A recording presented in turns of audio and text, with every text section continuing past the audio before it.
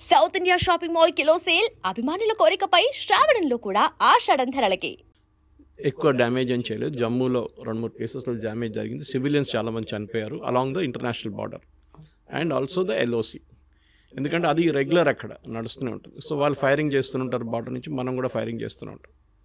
అది ఇప్పుడు కాదు, ముందు కూడా నడుస్తుంది.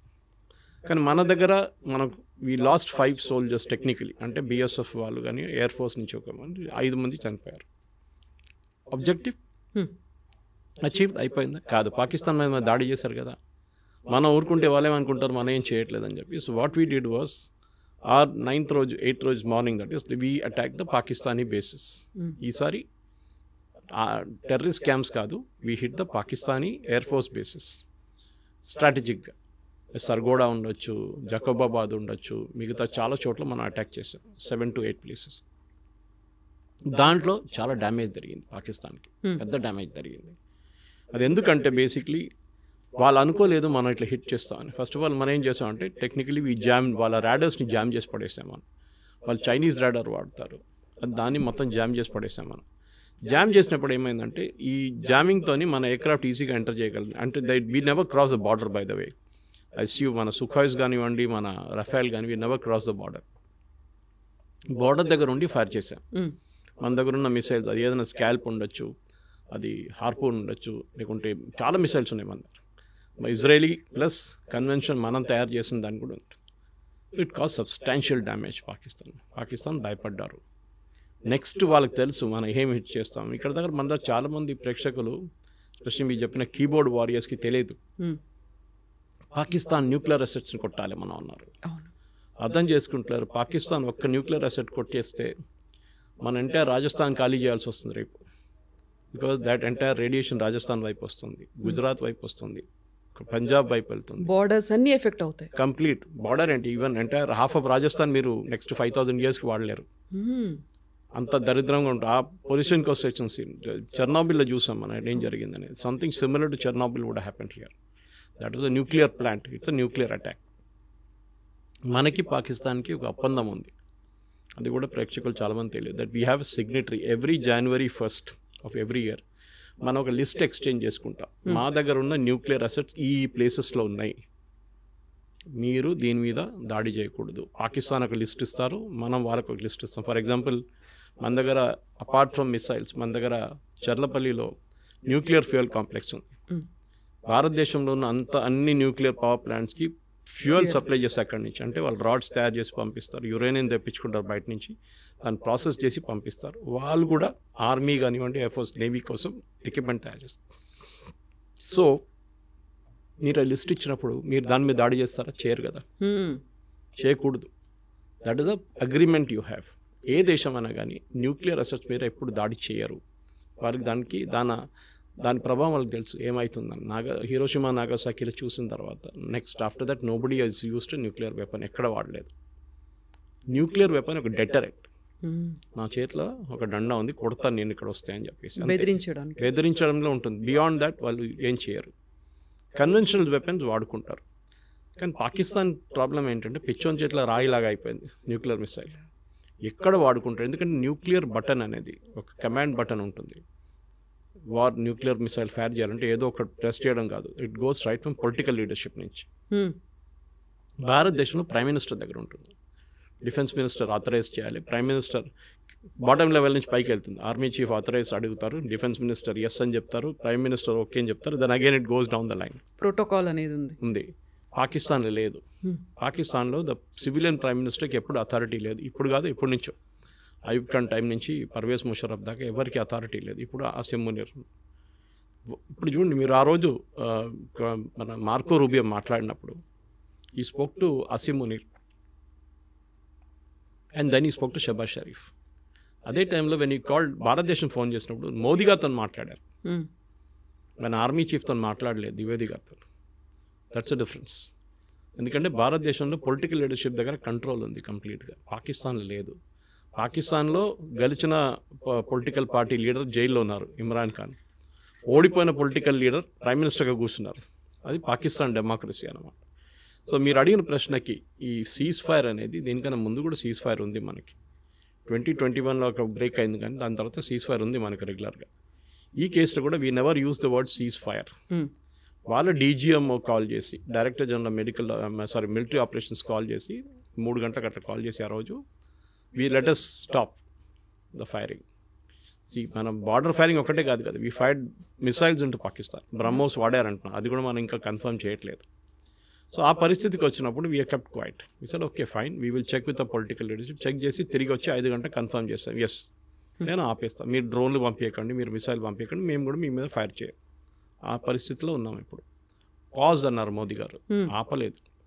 ఒక సెసెషన్, రేపు మన మీద భారతదేశంలో పాకిస్తాన్ నుంచి వచ్చిన వాళ్ళు ఎవరైనా దాడి చేస్తే we will hit back again, the war will start. War అని మనం ఇంకా డిక్లేర్ చేయలేదు దాన్ని, యుద్ధం అని ఎక్కడ చెప్పలేదు, మనం లిమిటెడ్ ఎంగేజ్మెంట్ అంతే.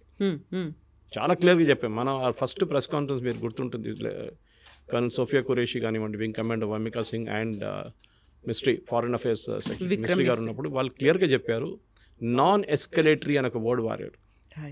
అంటే ఇక్కడే ఆపేస్తున్నాం, దీనికన్నా పైకి వెళ్ళట్లేదు, మేము అయిపోయింది, మా ఆబ్జెక్టివ్ కానీ మీరు మళ్ళీ మా మీద వచ్చి దాడి చేస్తాం, మళ్ళీ మేము చేస్తాం. సో పాకిస్తాన్ చేసిన తప్పది. వాళ్ళకి ప్రాబ్లం ఏంటంటే వాళ్ళ దగ్గర టెర్రరిస్టు ఆర్మీ కలిసి ఉంటారు ఎప్పుడు. ఆర్మీ నుంచి మీరు చూసుంటారు, ఒక ఫ్యూనరల్ సెరమనీలో పాకిస్తాన్ లెఫ్టినెంట్ జనరల్ వెళ్ళారు, అక్కడున్న డిప్యూటీ కమిషనర్ వెళ్ళారు ఆ సిటీది. ఎందుకు వెళ్ళారు? One of the terrorist killed was a senior army officer. కానీ వీళ్ళేం చేస్తారంటే ఈ ఆర్మీ ఆఫీసర్ని టెర్రరిస్ట్ క్యాంప్కి డెప్యూట్ చేస్తారు ట్రైనింగ్ కోసం. మనం ఆ రోజు కొట్టినప్పుడు ఈయన మీద పడ్డది బాంబు వచ్చి, 3 చనిపోయారు. సో దానికోసం ఆయన కాఫిన్ మీద మీరు చూసుంటారు ఫ్లాగ్ ఉండే, పాకిస్తానీ జెండా, that is it. And funeral, state funeral ఇచ్చారు వాళ్ళు. సో స్టేట్ ఫ్యూనరల్ టెర్రరిస్ట్కి ఇవ్వరు. మన మీడియా కూడా తప్పు చేశారు దాంట్లో. స్టూడెంట్ టెర్రరిస్ట్కి ఫ్యూనరల్ ఇస్తుంది, టెర్రరిస్ట్ కాదు, they are Pakistani army officers. వాళ్ళు టెర్రరిస్ట్గా బిహేవ్ చేస్తున్నారు, టెర్రరిస్ట్ క్యాంప్లో ఉంటున్నారు, వాళ్ళకి ట్రైనింగ్ ఇస్తున్నారు, అన్నీ వాళ్ళు చేస్తున్నారు. కానీ ఆ రోజు వాళ్ళ బ్యాడ్ లక్ ఏంటంటే ఆ బాంబు వాళ్ళు అక్కడ ఉన్నారు ఆ టెర్రరిస్ట్ క్యాంప్లో. సో డెఫినెట్ అక్కడ మనం ఆపేస్తాం. సో మన ప్రేక్షకులు అర్థం చేసుకోవాలంటే యుద్ధం అనేది చాలా ఎక్స్పెన్సివ్ ప్రాసెస్, కోట్లు ఖర్చు అవుతుంది. ఒక SU-400 నుంచి ఒక మిసైల్ ఫైర్ చేస్తే మనకి ఎన్ని $500,000 పోతుందా, $1 million పోతుందా, లేకుంటే ఎన్ని కోట్లు, 10 కోట్లు పోతుందా, 15 కోట్లు పోతుందా అని చూడాలి మనం. ఏదో ఫ్రీగా కాదు కదా, మనం ఒక్కొక్కసారి రష్యా దగ్గర తెప్పించుకుంటే దాని ఎక్విప్మెంట్ మనం మొత్తం 5 దానికి $5.2 billion కట్టాం మనం. దాంట్లో బ్యాటరీస్ 45,000 కోట్లు దాకా, బ్యాటరీస్ ఫైర్ చేసే బ్యాటరీస్ ఉండొచ్చు ఏదైనా. ఇప్పుడు మీరు ఇజ్రాయలీ ఐరన్ డోమ్ చూడండి, ఐరన్ డోమ్ నుంచి ఫైర్ చేసిన ఒక మిసైల్కి cost is $1 million. Incoming missile అది $20,000 కూడా ఉండదు, కానీ డిస్ట్రాయ్ చేయడానికి ఇంకా ఎక్కువ కాస్ట్ పెట్టాల్సి వస్తుంది. సో మనం దానికన్నా ఆకాశ్ తీరు వాడాం, ఇట్స్ లెసర్ కాస్ట్. ఇప్పుడు కొత్త టెక్నాలజీలో ఈవెన్ ఇజ్రాయెల్ టెస్ట్ చేస్తున్నారు, మనం కూడా టెస్ట్ చేస్తున్నాం, లేజర్ వాడుకుంటున్నాం. అంటే మీకు ఫిజికల్గా ఏం ఫైర్ చేయట్లేదు, లేజర్తో డిస్ట్రాయ్ చేస్తున్నారు దాన్ని, ఇన్కమింగ్ మిసైల్. సో కాల్పు విరమణ అనేది ఇట్స్ అ ప్రాసెస్. మోదీ గారు చెప్పిన దాని ప్రకారం ఎక్కడైనా ఇప్పటి నుంచి మన మీద దాడి చేస్తే, పాకిస్తాన్ నుంచి వచ్చిన తీవ్రవాదులు మన దగ్గర వచ్చి కాశ్మీర్ కానివ్వండి మిగతా ఎక్కడైనా వచ్చి దాడి చేస్తే we will start again. So ఒక భయం, దీనికన్నా ముందు ఈ భయం లేకుండే పాకిస్తాన్కి. ఇప్పుడు వాళ్ళు చేస్తారా? చేయరు, ఎందుకంటే వాళ్ళకి తెలుసు మన కాల్పు విరమణ చేసింది ఈ కండిషన్ మీద, ఇది వైలేట్ చేస్తే మళ్ళీ మేము స్టార్ట్ చేసేస్తాం, మళ్ళీ మమ్మల్ని తప్పు పట్టకండి, this is what it is. So మెచ్యూర్గా ఎందుకంటే ఈ జనరేషన్ అసలు యుద్ధం అని చూడలేదు. 71లో ఐ వాజ్ ఇన్ స్కూల్, మనం కూడా చూడలేదు హైదరాబాద్లో యుద్ధం అనేది జరిగింది, బంగ్లాదేశ్లో, మళ్ళీ హర్యానా, పంజాబ్, రాజస్థాన్, గుజరాత్, కాశ్మీర్. ఎప్పుడు చూడండి యుద్ధాల్లో వీరే ఎఫెక్ట్ అవుతారు మ్యాక్సిమం, అక్కడే చాలామంది చనిపోతారు. మనం ఇక్కడ కూర్చొని లెక్చర్లు ఇస్తాము, కీబోర్డ్లో సోషల్ మీడియా పోస్ట్ చేస్తాం, మోదీ గారు కొట్టండి, బాంబు వేయండి అని. కానీ రేపు ఒక 200 మంది చనిపోయి మన సోల్జర్స్ వాళ్ళ బాడీ రిటర్న్ వచ్చినప్పుడు అప్పుడు మీ మూడు మారిపోతుంది. ఇప్పుడు 5 ఫ్యూనరల్ చూసే మనం చాలామంది అప్సెట్ అయిపోయారు. ఒక యుద్ధం అంటే 2 సైడ్లో ఉంటుంది, మహాభారతం చూసాం మనం, ఈ 2 వైపులో చనిపోతారు మనుషులు. సో ఒక మెచ్యూర్ పొలిటికల్ లీడర్షిప్ ఎప్పుడు ఆపాలే వారిని కూడా తెలుసుకోవాలి. And Russia Ukraine war is a classic example. మళ్ళీ చెప్తాను, ఇంకా ఇజ్రాయెల్ గాజా అది యుద్ధం అని చెప్పలేము, దట్ ఇస్ అగైన్ మనం యాక్ట్ చేస్తున్నట్టు. ఒక టెర్రరిస్ట్ గ్రూప్ మీద వాళ్ళు కొడుతున్నారు. రష్యా యుక్రెయిన్ వార్లో 2 సైన్యాలు కొట్టుకుంటుంది. ట్రూ. మనది సెకండ్ స్టేజ్లో పాకిస్తాన్ ఆర్మీ వచ్చారు, ఫస్ట్ స్టేజ్లో పాకిస్తాన్ ఆర్మీ లేకుండే, మనం డైరెక్ట్ టెర్రరిస్ట్ క్యాంప్ని కొట్టాం. సో పొలిటికల్ మెచ్యూర్ లీడర్షిప్లో చాలా బాగా చేశారు మోదీ గారు, ఎక్కడ ఆపాలని ఆయనకు తెలుసు. సో ఇప్పుడు పాజ్ బటన్ ప్రెస్ చేశారు. కానీ మీకు గుర్తుంటుంది దీనికన్నా ముందు మన ఫస్ట్ వార్ ఈ టెన్షన్ స్టార్ట్ అయినప్పుడు పెహల్గాంలో మన ఇండస్ వాటర్ ట్రీటీ ఆపేశాం. దానికి కూడా ఒక పాజ్ బటన్ ప్రెస్ చేశాం. నేను చెప్పేది ఈ ఆర్మీ యాక్షన్ దీనికి అన్నికంటే బ్రిలియంట్ మూవ్ వస్తాయి అది. ఎందుకంటే దాంతో పాకిస్తాన్ మొత్తం సత్యనాశ అయిపోతుంది, కంప్లీట్గా ఫినిష్ అయిపోతుంది. వాళ్ళకు ఒక పంట ఆల్రెడీ పోయింది, ఇంకో పంట ఎప్పుడు పోతుందో తెలియదు. ఎందుకంటే పాకిస్తాన్లో అన్నిటికంటే ఫర్టైల్గా ఏరియా పంజాబ్, పాకిస్తాన్ పంజాబ్. మీకు సింధ్లో కొంచెం ఉంది కానీ బలూచిస్తాన్ వైపు అసలు మొత్తం డెజర్ట్ లాగా ఉంటుంది. ఇటువైపు ఖైబర్ పఖ్తూన్ఖ్వా అక్కడ కూడా ఎక్కువ ఏం లేదు. సో ఉన్నదంతా ఇక్కడే పంజాబ్లో. పాకిస్తానీ పంజాబ్ చాలా ఫర్టైల్, మన దగ్గర లాగానే, మన పంజాబ్ లాగా. అక్కడ వాళ్ళకి నీళ్ళు రాకపోతే వాళ్ళు కంప్లీట్, వాళ్ళు అసలు ఇప్పుడే ఏం లేదు తినడానికి, ఆట లేదు ఏం లేదు, వాళ్ళు కొట్టుకుంటున్నారు అక్కడ. అసలు వాళ్ళు కంప్లీట్గా డిస్ట్రాయ్ అయిపోతారు. దానికోసం మీకు గుర్తుంటుంది, గుర్తు చేయండి. ఈ స్టార్ట్ చేసినప్పుడు ఏమన్నారు, నీళ్ళు ఆపేస్తే అది యుద్ధం అన్నారు. అక్కడ అంతా వాళ్ళకి తెలుసు అది ఇంపాక్ట్ అంటే. ఇప్పుడు అడుగుతున్నారు, రిక్వెస్ట్ చేస్తున్నారు ఇండియన్ గవర్నమెంట్ మనం నెగోషియేట్ చేద్దాం. ఎందుకంటే 1960లో సైన్ చేసిన అగ్రిమెంట్ ఇది. అప్పుడు మనం 80% నీళ్ళు వాళ్ళకి ఇస్తున్నాం అని చెప్పి అగ్రిమెంట్ సైన్ చేసుకుని చాలా పెద్ద తప్పు అది. Now that mistake he's been corrected. మన పాపులేషన్ మారిపోయింది, మాకు కూడా దానికి రైట్స్ ఉన్నాయి. ఎందుకు లేదు? నేను if you see the river, నేను లే లదాఖ్ వెళ్ళినప్పుడు చూశాను, చాలా బాగుంటుంది, బ్యూటిఫుల్ ఉంటుంది, డెసలేట్. అక్కడ టిబెట్ నుంచి వస్తుంది అది వచ్చి ఇండస్ రివర్ మెయిన్ సిస్టమ్ అక్కడ. అది కాకుండా మనకు 3 వెస్టర్న్ ఫ్లోయింగ్ రివర్స్ ఉంది including Indus, 3 eastern flowing rivers through Punjab. So Indus, Beas, Sutlej, Yamuna అన్నీ, that is the continuous link అన్నమాట. మనం నీళ్ళు ఇప్పుడు ట్యాప్ లాగా ఆఫ్ చేయలేము దాన్ని, ఇండస్ని. It's a big system. కానీ ఈ యుద్ధంలో ఐ థింక్ లిమిటెడ్ ఆబ్జెక్టివ్స్ ఏమేమి ఉన్నా మన అన్ని సెకండ్ మనం వ్యాలిడేట్ చేసుకున్నాం మన ఎక్విప్మెంట్ ఎట్లా పనిచేస్తుంది అని. ఈ యుద్ధంలో మీరు ఎక్కడైనా సోల్జర్స్ తుపాకీలు తీసుకొని అక్కడ పరిగెత్తడం చూసారా అటువైపు, లేకుంటే ట్యాంకులతో చూసారా? టిపికల్ వార్ లేదు, అన్నీ చూస్తాం మనం. కానీ యుద్ధం మారిపోయింది, స్ట్రాటజీస్ మారింది అండ్ మోర్ ఎక్విప్మెంట్. ఈ యుద్ధం ఎట్లా నడుస్తుంది అనేది కాన్సెప్ట్ మారిపోయింది. అది యుక్రెయిన్ రష్యా వార్లో తెలిసిపోయింది. ఈవెన్ ఇజ్రాయలీ గాజాలో కూడా హూతీస్ మిసైల్ ఫైర్ చేస్తున్నారు, ఇరాన్ మిసైల్స్ ఫైర్ చేస్తున్నారు, లెబనన్ వాళ్ళు ఫైర్ చేస్తున్నారు, ఇక్కడ హమాస్ వాళ్ళు ఫైర్ చేస్తున్నారు మిసైల్స్. ఇజ్రాయెల్ ఏమో దాన్ని ఆడుకుంటుంది. వాళ్ళు ఐరన్ డోమ్ కానివ్వండి, డేవిడ్ స్లింగ్ అండ్ పేట్రియట్, వాళ్ళ దగ్గర 3 డిఫెన్స్ సిస్టమ్స్ ఉన్నాయి, ఎయిర్ సిస్టమ్స్. ఒకటి 60 కిలోమీటర్ దాకా, ఒకటి 200 కిలోమీటర్ల దాకా, ఇంకోటి ఇంటర్కాంటినెంటల్ బ్యాలిస్టిక్ మిసైల్ డీల్ చేయడానికి పేట్రియట్. మన దగ్గర కూడా అదే, మన దగ్గర కూడా 3 డిఫరెంట్ టైప్స్ ఆఫ్ 3 ఉన్నాయి మన దగ్గర. ఆకాష్ నుంచి మన నార్మల్ యాంటీ ఎయిర్క్రాఫ్ట్ గన్ నుంచి అక్కడి నుంచి మొదలవుతుంది అనమాట. Last one is SU-400. So మన దగ్గర అన్ని ఎక్విప్మెంట్ వ్యాలిడేట్ అయిపోయింది. బ్యాటిల్ ఫీల్డ్ కండిషన్లో ఎట్లా పనిచేస్తుంది, మీరు ల్యాబ్లో తయారు చేసుకున్న బాగానే ఉంది, ఫీల్డ్ ట్రయల్ చేస్తుంది బాగానే ఉంది, కానీ బ్యాటిల్ కండిషన్లో పనిచేస్తుందా లేదో చెప్పలేము.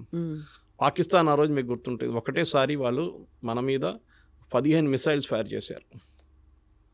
S-400 చెప్పచ్చు. S-400కి ఒకటేసారి they can up to 300 missiles tackle చేయొచ్చు, ఏ సోర్స్ నుంచి ఎక్కడి నుంచి వస్తాయి కూడా. సో ఇది పెద్ద సబ్జెక్ట్ యాక్చువల్లీ. కానీ దీన్ని మనం రష్యా దగ్గర తీసుకున్నప్పుడు మనకు కూడా డౌట్ ఉంది, మీకు గుర్తుంటుంది. అప్పుడు US మన మీద శాంక్షన్స్ థ్రెటన్ చేశారు, మీరు ఇది కొంటే అంతే సంగతి, మిమ్మల్ని మీద శాంక్షన్. మోదీ గవర్నమెంట్ చెప్పారు ఓకే. అది ఐ థింక్ గోవా కాన్ఫరెన్స్లో, గోవాలో మన బ్రిక్స్ సమ్మిట్ జరిగినప్పుడు అగ్రిమెంట్ సైన్ చేశారు రష్యాతో. ఇప్పుడు US అన్నారు మీరు తీసుకుంటే రష్యా శాంక్షన్, కానీ మనం వి వెంట హెడ్ పొలిటికల్ లీడర్షిప్, మోదీ గారి లీడర్షిప్ ఒక డిసిషన్ తీసుకున్నారు, సరే శాంక్షన్స్ అది శాంక్షన్ చూసుకుందాం అని.